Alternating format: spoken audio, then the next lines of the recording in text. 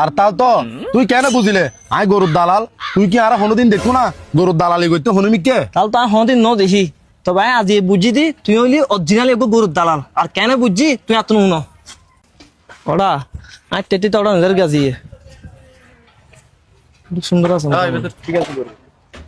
ভাইয়া গরু দুনো হার ভাইয়া গরু গুনার গরু দুয়ানো তো এলেন যা আছে বেগুনার ভাইজান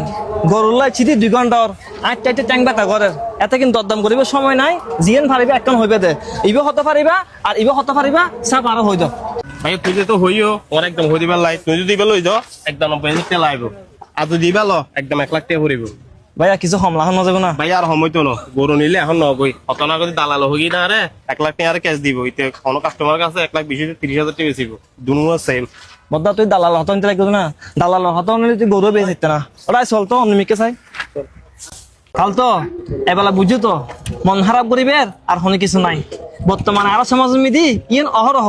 প্রত্যেক জায়গায় দালাল বলফুর তুই একটা চরিত হয়েছে যাও এরাও দালাল একটা জায়গা কিনতে যাও এরাও দালাল একটা ব্যবসা করতে যাও এরাও দালাল এমনকি গরুর বাজারও তো দালাল তাহলে তো দালালি করতে লাগবো কিন্তু তোমার ব্যক্তিগত ব্যাপার কিন্তু হারাপ হইবা ভালারে হারাপ হইবা আর সমাজ এরকম বহুত মানুষ আছে গরু ছোড়ো গরু ন দাঁতে ইল্লে গরু দায়িত্ব বিড়ি হয় না মাইসের ধরাই দে ওকে মানুষ গরু কিনলে কিনে দে আল্লাহরে সন্তুষ্ট করিবার লাই আল্লাহরে খুশি করিবার লাই হন হারনে তোমার বুলুর হারনে যদি মানুষ কুরবান নম ইয়ের গুণাগার তুমি হইবা ইয়ে মন লাইবা এই চল